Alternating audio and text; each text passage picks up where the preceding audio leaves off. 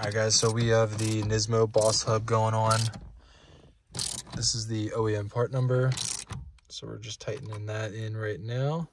This is the clock, the yellow clock wheel that you can see right behind there.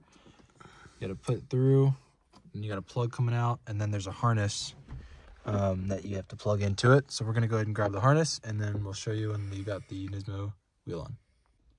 All right, so now we went ahead and put the bolts in, and then the horn just gets placed right in. Use the green adapter, not the red one. Use the green one, and makes the horn work. Tested it, everything looks good.